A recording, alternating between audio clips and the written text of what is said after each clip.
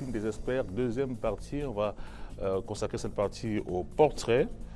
Et nous avons donc toujours nos 4 invités. Je vais rapidement redonner leurs noms. Monsieur Issa Ousmane, Monsieur Salaou Chaibou, Monsieur Amani Kimba et enfin Monsieur Abagana Lawel. Voilà.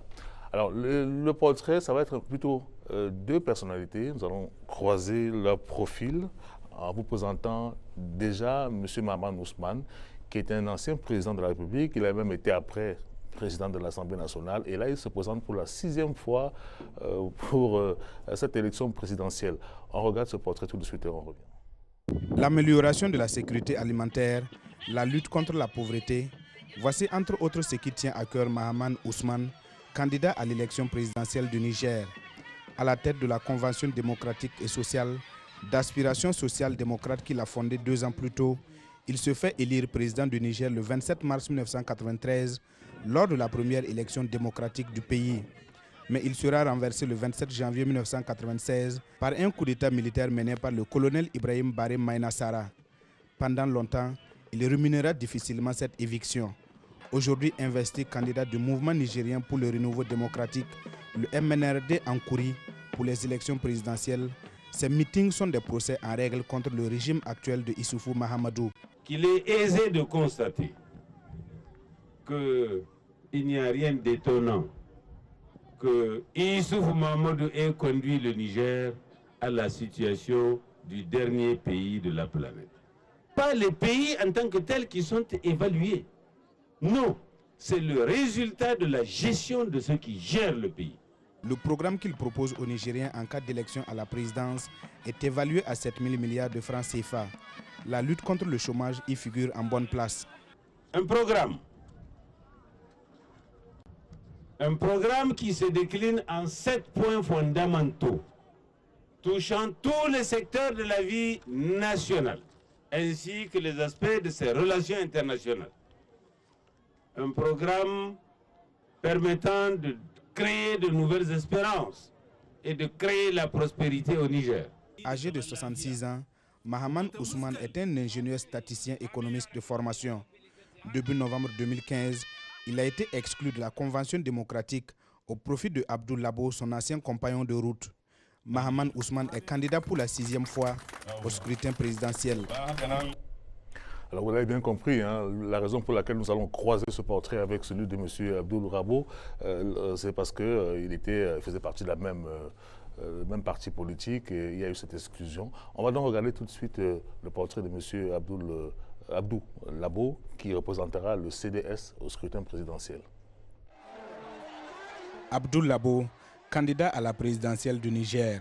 Ce haut commis de l'État a une expérience de la gestion de la chose publique. De 1994 à 2014, il occupera de façon discontinue des postes ministériels. D'abord ministre de la Défense sous le régime de Mamadou Tandja et plus tard sous la présidence de Issoufou Mahamadou, il a été ministre de l'Intérieur, puis en charge de l'agriculture au moment de son interpellation pour une affaire de trafic présumé de bébés avec l'opposant Hama Hamadou, toujours emprisonné. Il quittera donc le gouvernement.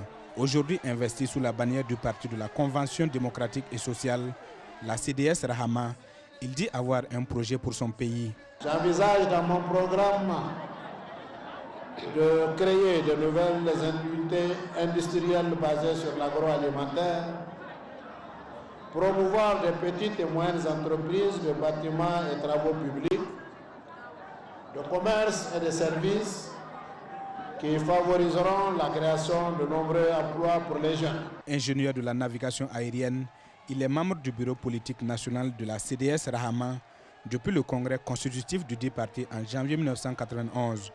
À l'occasion du second tour des élections présidentielles de 2011, Abdou Labo et des militants de la CDS Rahama ont apporté leur soutien au candidat Mahamadou Issoufou.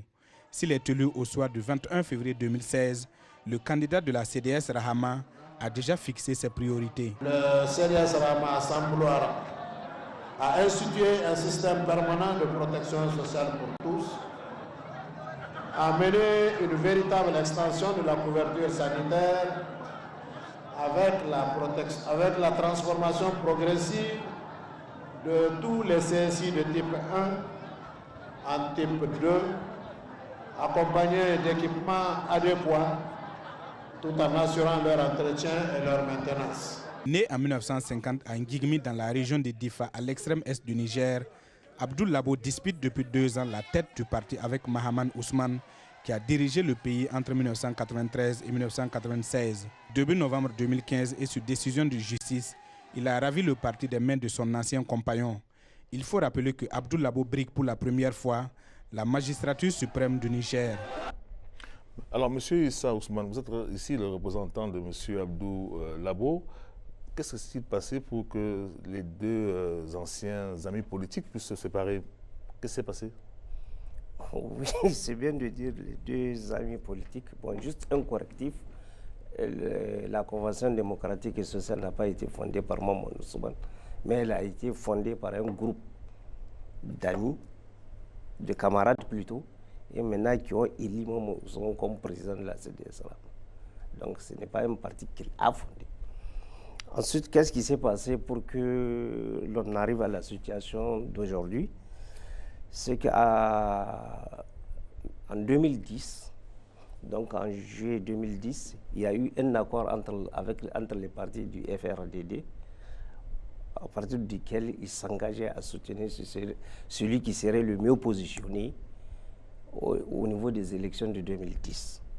Donc les partis membres du FRDD s'engageaient à soutenir celui qui serait le mieux positionné parmi eux. Et qu'est-ce qui s'est passé?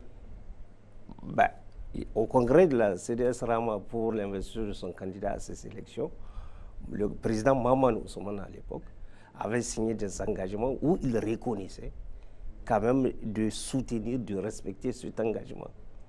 À la sortie du congrès, Maman Ousmane a refusé, a nié ces engagements. En fait, soutenir M. Issoufou, c'est bien ça? Non, c'était soutenir le candidat du FRDD parce que c'était un ensemble de partis qui serait le mieux classé. En l'occurrence, qui était donc ce candidat? Ce candidat, c'était Mamadou Issoufou. D'accord. Donc M. Mahaman Ousmane a refusé de soutenir M. Mamadou Issoufou. Mais ça n'a pas été le cas de M. Labo puisqu'il s'est retrouvé dans le gouvernement. Oui, justement, non, ça n'a pas. C'est pas le problème de Labo, c'est le problème du CDS Rama. Parce qu'au congrès du CDS Rama, le congrès a décidé de respecter ce. Donc ça, c'est la base du conflit. Alors, Monsieur Abagana Lawel, comment est-ce que vous décryptez, vous, en tant que journaliste, tout ce qui se passe au niveau du CDS, et maintenant M. Mahaman Ousmane, qui est allé allier à un autre parti politique qui est moins connu? Oui. Alors je voudrais dire que c'est une cuisine interne au CDS, mais au Niger, on ne vote pas les partis, on vote les personnes. Si vous êtes très populaire, vous avez une bonne assise, une base, vous créez un parti à minuit, demain, vous allez avoir du monde avec vous. C'est le cas de M. Mahaman Ousmane, par exemple? Ousmane, par exemple, avec MNRD Hankouri, il est en train, en tout cas, de gagner du terrain, alors que c'est récemment, quand il a perdu la bataille juridique, en novembre, et effectivement, Labo, je suis convaincu, en tant qu'analyste indépendant, Labo aura rendez-vous avec la désillusion. C'est une déculottée politique qu'il aura. Il aura une claque politique parce que Labo, c'est une sorte de guignol en politique. Il n'a pas de base actuellement. La dernière enquête publiée par la Cour constitutionnelle, par exemple, ça a été publié, c'est partout. Ils ont dit que c'est quelqu'un adepte des propos orduriers. Je pense qu'il n'a pas de personnalité. Et vous avez vu son meeting à Zender, le fief traditionnel de CDS, c'est une poignée de personnes. Alors, je pense que Labo, Ousmane est réputé être laxiste, hein? C'est ce qu'on lui reproche, la gestion qu'il a faite. Il détenait quand même. Mais CDS, je pense que noir, hein? CDS, je pense qu'il n'y aura même pas 20 000 personnes au Niger, c'est la statistique que j'ai fait, c'est mon sondage à moi. Avant qu'on revienne à M. Issa Ousmane, je vais quand même passer. M. Kimba, qu'est-ce que vous en pensez, vous? Là, est-ce que ça ne va pas finalement affaiblir les deux hommes? Oui, bon, vous savez, nous sommes en Afrique. Et en Afrique, ce que nous avons connu, c'est les relations humaines. Malheureusement, c'est arrivé entre les deux amis, comme l'a si bien dit le représentant de Labo. Je le regrette profondément et c'est une mauvaise école pour la jeune génération qui veut vraiment rentrer en politique. C'est une mauvaise école. Est-ce que vous voyez? Mais soit. Donc, ce qu'il y a aujourd'hui sur le terrain, c'est que Maman, comme l'a dit mon prédécesseur, Maman, lui, il a un fief qui lui est comme une garantie. Maintenant, quant à Labo, que ce soit au niveau du présidentiel et des législatives, vraiment, il a des défis. Et les défis là sont majeurs au niveau de toutes les régions. Parce que il n'a pas de fief? Parce que le CDS, non, je ne parle pas de fief, parce qu'il est en train de battre campagne, il est dans le Niger profond, il a ses militants avec lui, ses cadres avec lui, il a ses combattants avec lui. Maintenant, c'est les épreuves, maintenant on attend les résultats. Vous avez l'impression qu'il peut faire quelque chose, il peut, pour un premier coup d'essai, ça peut être... Vous savez, nous regardons le petit écran, et le petit écran montre tout le monde, tous les candidats sont vraiment... Pour l'instant, qu'est-ce que vous voyez quand vous regardez le petit écran par rapport à M. Labo? Vraiment, je me garde de faire la comparaison pour le moment, mais les résultats, c'est au niveau des législatifs. Il faut que Labo, absolument qu'il fasse vraiment, il faut qu'il gagne beaucoup de... Oui, le score, c'est très important, parce que le CDS d'avant et le CDS d'aujourd'hui, c'est vraiment un grand enjeu. Pour préciser l'aventure qui s'annonce, la déculottée qui s'annonce le 13 de ce mois, ça veut dire 3 jours de cela, le candidat de CDS Rahama à Zender, qui est le maire central de Zender, a tourné kazakh pour partir au PNDS Taraya. Mais non, là, je ne peux pas me taire. Il a abandonné vraiment son parti. Parce qu'il sait que le rendez-vous, c'est une réalité. Il fallait regarder les images. Le maire central, il est seul. Il n'est pas avec ses maires. Et ses maires des différents arrondissements. Il est parti seul. Ça, c'est donc il est parti seul. De deux, vous pouvez dire tout ce que vous voulez, 20 000 militants. On verra. Comme on dit dans notre langage vernaculaire, on ne discute pas de l'agriculture durant la saison des pluies.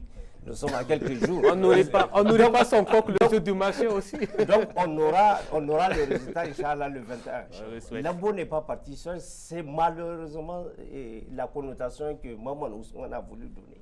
Mais Labo est parti en combat avec la majorité des membres du bureau politique. Il y a eu le congrès et Maman Ousmane a perdu.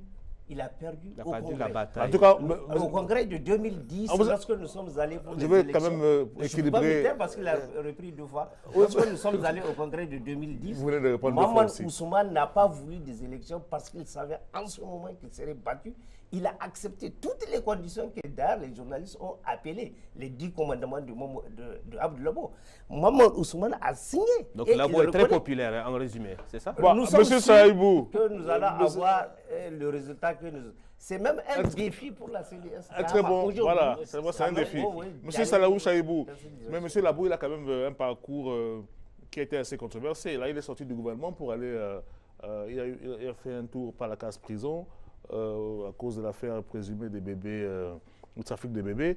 Il est ressorti de la prison. M. Amadou d'ailleurs est resté pour la même affaire. Et il bat campagne. C'est quand même un parcours qui est assez sinueux, non? Oh. Enfin, par rapport aux acteurs politiques de ce pays, moi personnellement, pas seulement en tant qu'étudiant, mais en tant que citoyen, je les considère tous dans le même panier. Un panier à crabes? Un même panier. Quand je dis dans le même panier, en fait, aucun ne vaut plus que l'autre. Tous se valent. D'un point de vue de vision politique, est-ce que ce n'est pas très réducteur? Pardon? Est-ce que ce n'est pas très réducteur? Non, personnellement, je suis un Nigérien. Je participais à des élections. Bien que, peut-être par le passé, avant les élections de 2011, je n'étais pas encore en âge requis, non pas de voter, plutôt d'analyser au mieux qu'il soit. Mais à l'heure où il fait, je dirais qu'aujourd'hui, tout c'est une question, c'est comme vient de le dire le grand frère Abagana, le débat est clair. Personne ne vous proposera un projet de développement de société. Tous vous proposent des personnes. Il n'y a pas cette formation politique. Il y a quand même des programmes politiques. Non, ça là, c'est des actions de charme. Il faut tout simplement éblouir les électeurs, les amener à croire. D'ailleurs, personne ne croit au projet de développement. On croit aux personnes qui animent les formations politiques. La Convention démocratique et sociale, aujourd'hui, la place qu'elle avait par le passé, elle ne saurait l'avoir à cette date. Pourquoi? Parce que tout simplement, quand vous prenez le fief d'entame de la dite formation, est lié à une personne et non pas aux idéaux qui sont véhiculés autour de cette formation politique. Aujourd'hui, que quelqu'un d'autre, en la personne d'Abdou Labo, prend la tête de cette formation politique, ceux-là qui étaient prêts à voter la convention à cause de l'ancien président, aujourd'hui ne peuvent pas le faire. Parce qu'ils trouvent que la personne pour laquelle ils sont n'y est plus, donc ils ne sont plus dans l'obligation d'y rester. Le mouvement national révolutionnaire MNRD, c'est un mouvement qui est créé en 2013, tout récemment, Il a tout simplement été désigné, lui, Maman Ousmane, candidat au titre de cette formation politique. Il n'est même pas un sympathisant. Je connais des camarades qui sont aujourd'hui, qui ont été les principaux acteurs de la mise en place de cette formation politique. C'est des étudiants fraîchement sortis en 2013 qui, pour la plupart aujourd'hui, ont pu être intégrés dans la fonction publique et ont dû laisser le poste vacant. Même peut-être le président de la dite formation. Encore moi, personnellement, je sais qu'il n'était pas au cœur de la création de cette formation politique. En fait, c'est quoi au Niger? C'est comme le grand frère venait de le soulever. Aujourd'hui, si j'ai une assise populaire nécessaire, il suffirait que demain, on ouvre l'enregistrement des candidatures, je dépose, elle est validée. Quelqu'un qui est là depuis des années, quelles qu'en soient ses convictions idéologiques, il va être derrière moi. Surtout si par malchance, économiquement et socialement, je suis mieux placé que lui. Ça, il n'y a même pas de débat. Bon, on donne la parole pour votre parti politique. Il nous reste 1 minute. Oui, ce que je peux lui souhaiter, je dis qu'il faut vous investir dans la politique. Parce que, et peut-être vous êtes désillusionné par le comportement des politiciens, mais appropriez-vous de la politique pour en faire ce que vous voulez, ce que vous pensez que ça soit, ce que vous pensez que ça doit être. Cette affaire a commencé depuis les années 1991. À l'époque, moi, j'étais jeune, j'étais dans le mouvement démocratique de la conférence nationale et tout cela. Bon, donc il faille bien que nous nous en approprions. Il ne faut pas qu'on dise tous on est mauvais, on jette. Merci beaucoup, monsieur. C'est la fin de cette deuxième partie. On se retrouve dans quelques minutes pour la suite et la fin totale de l'émission.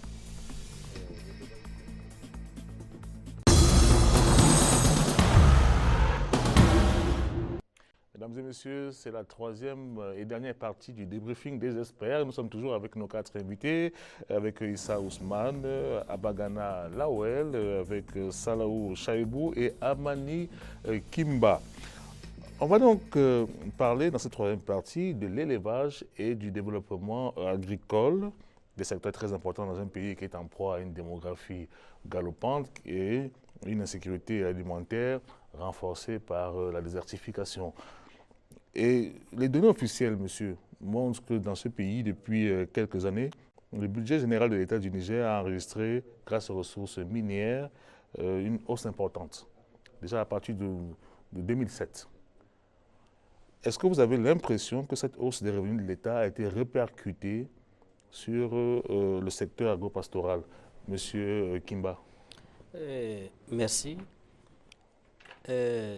Vous venez effectivement de faire l'étalage des recettes. Moi, je suis du monde rural parce que je suis de la campagne. Mais franchement, l'analyse que moi j'ai fait de la situation, ce n'est vraiment pas luisant. L'agriculture souffre beaucoup. Pour preuve, cette année, vous savez que les pluies ont été mal réparties. Dans la mauvaise répartition donc, des pluies, malheureusement, l'État n'est pas venu en assistance à nos agriculteurs en dernier, comment on appelle, parce qu'en en fait, le problème, c'est quoi? Il y a une mauvaise répartition. On doit sensibiliser nos agriculteurs de changer. Parce qu'avec les milles des anciens denrées que nous avons, ça ne peut pas aller parce que nous n'avons pas 3 mois de pluie ici au Niger. On doit absolument changer. On ne doit pas rester toujours au stade embryonnaire, comme je l'avais dit plus tôt. Et au niveau de l'élevage aussi, c'est la même chose. Parce que quand vous prenez dans les villages, tout le monde est agriculteur, en même temps éleveur. Si l'agriculture ne donne pas, quelque part, il faut quand même aider ces gens-là à trouver d'autres activités, par exemple l'élevage, pour accompagner, parce que c'est un secteur complémentaire. Commençons par l'agriculture. Le pouvoir en place a quand même mis sur pied un programme, 3N. Les Nigériens nourrissent les Nigériens. L'idée est bonne. Vous savez, au Niger... Et beaucoup d'argent a été investi là-dedans. Au Niger, nous sommes des spécialistes en matière d'idées. Nous sommes des professionnels. Beaucoup de pays frontaliers imitent les Nigériens pour avancer, mais nous, malheureusement, nous avons les idées, mais nous n'arrivons pas à les concrétiser. La fameuse question 3N, c'est une idée très bonne, mais dans les faits, franchement, ce n'est pas ça. Salaou, sur les 3N, ça permet quand même à une partie de la population nigérienne de produire et d'alimenter le marché local. On m'a parlé de marché ici où on trouve des pommes de terre, on trouve des denrées. C'est quand même une idée qui fonctionne, non? Je dirais qu'à certains égards, s'il s'agirait que de moi, si je dois évaluer, cette initiative ne peut pas atteindre 30% de réalisation. Parce que le projet, c'est un projet sanitaire, c'est un projet qui a été apprécié par l'ensemble des Nigériens avant la consécration du pouvoir en place ou des hommes qui dirigent actuellement. Malheureusement, tout le fonds qui a été mobilisé et qui a été investi, je crois, au regard de ce que nous avons comme production, que véritablement, ça a tout simplement fait l'objet d'appropriation et d'expropriation par ceux qui ont en charge d'investir véritablement. Premier aspect. Deuxième aspect, en ce qui est de même matériel agricole, il faudrait être clair. Dans notre pays, l'agriculteur qu'on nous propose dans ce projet n'y est pas encore. Où un tracteur vaut plus de 2 millions, 1,6 million. Les engrais, pour y avoir accès, là, il faut suivre. C'est au-delà de tonnes, je crois, c'est au-delà d'1 million ici à la Caïma. Il y a une agence qui est créée pour ça, pour les matériels agricoles et aussi les intrants. Malheureusement, combien sont ceux qui ont accès à cela? Moi, mon père, qui est de l'autre côté du village, qui à peine le mois, il mobilise 5 000, on lui demande de se procurer un tracteur d'1 million, 2 millions, 3 millions. 1 million, 3 millions au Niger, ce n'est pas un pauvre, parce qu'au moins, il peut mettre à son actif un taxi. Et un taxi, au moins, c'est 7 000 recettes, 7 000 jours. Or, 7 000 jours, vous faites l'estimation le mois, ça vous amène à 200 000. Vous imaginez presque 200 000. 200 000 au Niger, c'est accessible. C'est une vie moyenne. Plus ou moins, vous allez vous considérer comme étant un aisé. Le produit que nous avons rien qu'ici à la place du monde, il suffit de sortir, vous allez voir. C'est vrai, c'est une action à saluer. Mais malheureusement, le système de protection n'est pas au rendez-vous de conservation. La pomme de terre et l'oignon. Aujourd'hui, vous savez c'est quoi? L'industrialisation de ce pays même. Vous parlez de gisements miniers. Moi, je ne crois pas aux gisements miniers. Quel brevet le Niger possède-t-il autour de tout ce qu'il produit? Autour de tous ces produits. Non, il faudrait être clair. L'uranium, c'est à moins de... Pour revenir à l'agriculture, parce qu'il y a une banque agricole qui a été créée. Il faut voir. En 2011, il y a une banque agricole, la Bagri, qui a été créée. Est-ce que ça ne permet pas de financer le secteur agricole? En fait, le problème de l'agriculture, c'est l'approche, je crois, qu'il faut revoir. Il y a des intentions. La politique des troisièmes, par exemple, nous sommes parfois trop pressés. Les gens sont extrêmement pauvres, ils vivent dans la misère, ils sont miséreux, que quand on fait une politique, ils veulent voir des résultats. On a commencé, l'impact n'est pas en train d'être observé. Mais j'aurais voulu... tout de suite. Oui, mais voilà, j'aurais voulu qu'Africa 24, c'est bien de venir dans la capitale à côté des échangeurs, dans un hôtel luxueux, que vous partiez à 500 km de Niamey, vous allez vous rendre, vous allez vous rendre compte. Ça fait plus d'un mois que nous sommes ici. Les gens sont extrêmement pauvres. Les familles ne mangent pas 3 fois par jour. Les gens n'ont pas de morale. Quand vous les voyez, ils vous font honte. Programme 3 ans, donc pour vous, c'est un échec? C'est trop tôt. Il n'y a pas d'impact. Je pense que c'est un slogan plus politique. Par exemple, l'approche dont je disais, il faut investir dans le changement de comportement. Si vous amenez des tracteurs aux populations qui utilisent la hilaire, vous connaissez la hilaire? Non. C'est un long bois, on met un truc, puis on passe la journée à faire des mouvements. On est très fatigué au crépuscule. Ou la daba, on a le dos courbé.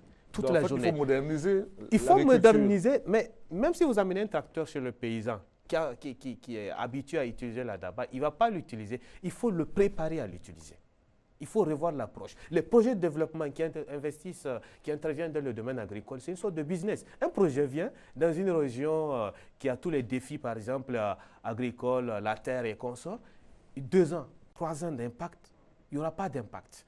Parce qu'il faut s'adapter d'abord, il faut préparer les populations à accepter ces nouvelles mesures. Mais sinon, un pays qui ne peut pas nourrir sa population, bon, voilà. Et ça, Ousmane, oui, enfin, qu'est-ce que vous proposez? Oui, donc, ce que nous proposons, en réalité, d'abord, je suis d'accord avec lui sur ce constat que nous sommes très pressés. Tellement on en a besoin qu'on veut que dans la soirée, on récolte les fruits de ce qui a été semé. L'initiative 3 ans, c'est une idée très élégante. Des choses ont été faites. Moi, je crois qu'il y a des ajustements à faire. Alors, c'est dans ce cadre qu'au niveau de la Convention démocratique et sociale, nous avons eu à gérer ce ministère de l'Agriculture. Donc, nous en connaissons vraiment les potentialités et tout ce qui peut être fait. Quand nous parlons de l'emploi des jeunes, nous, la filière dans le monde agricole, c'est de faire des ouvriers agricoles, des paysans qui ont été à l'école, qui ont un DAP ou un certain diplôme, qui puissent utiliser à bon escient les tracteurs qu'on va leur mettre à leur disposition, ou l'engrais qui va être subventionné. C'est vrai, ça coûte cher, c'est à 13 500 francs le sac. Nous, au niveau de la CDS, notre candidat a annoncé qu'il le fera à 50% si jamais il est élu, pour avoir su les rouages dans lesquels cet engrais est approvisionné au niveau du territoire. Il est subventionné, mais il est vendu très cher. Donc nous pensons que cette proposition, c'est de changer le paysan nigérien. Ce n'est pas aujourd'hui, c'est peut-être dans 5 ans, c'est dans 10 ans que ça va. C'est par des mesures comme ça, donc que les jeunes qui sont à l'école, avec les écoles de seconde chance, ou les écoles professionnelles qu'on forme des ouvriers agricoles, que ce soit au niveau de l'agriculture, de l'élevage, donc qu'il y ait ces filières qui forment ces ouvriers qui puissent utiliser et moderniser notre agriculture. Je suis désolé, j'aurais bien aimé qu'on parle d'élevage parce que ça, c'est quand même un secteur qui est clé. On parle d'un secteur qui est le 3e en termes d'exportation dans le pays. Oui, l'élevage, mais il ne reste pas de temps. En un mot peut-être, en un mot, alors qui prend la parole? Oui, pour l'élevage, rapidement, oui. Je pense qu'on a beaucoup à gagner. Notre voisin, c'est le Nigeria, je parlais de cela tout à l'heure au micro.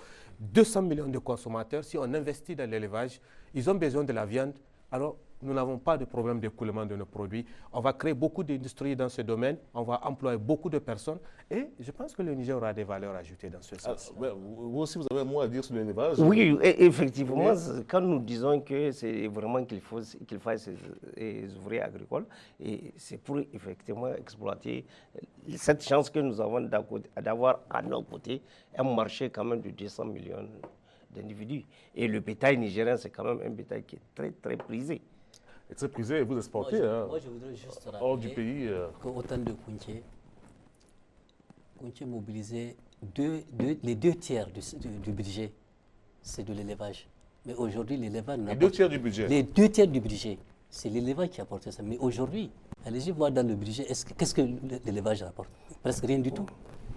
Dernier mot? Personnellement, moi, je dirais que c'est de reconsidérer peut-être même les industries agroalimentaires. Aujourd'hui, à l'aube du XXIe siècle, juste après une décennie, premier quinquennat, nous sommes tout simplement à la production rien que des boissons gazeuses. Rien que des boissons gazeuses. Les produits laitiers même. Il faut voir, nous ne disposons pas de plus de 2-3 entreprises au maximum. Merci, on vous a très bien compris. Merci à Salaou Chaibou. Je rappelle que vous êtes le secrétaire général de l'Union des étudiants nigériens à l'université de Niamey. Merci à M. Amani Kimba, secrétaire général du collectif des syndicats du secteur des transports du Niger. On va remercier aussi Issa Ousmane qui représentait sur le plateau le candidat Abdou Labo. Et enfin, on va remercier Abba Gana Lawel qui est directeur de publication de l'hebdomadaire L'Actualité. Merci, on va se retrouver pour une prochaine édition dès ce mercredi à 21h30 GMT.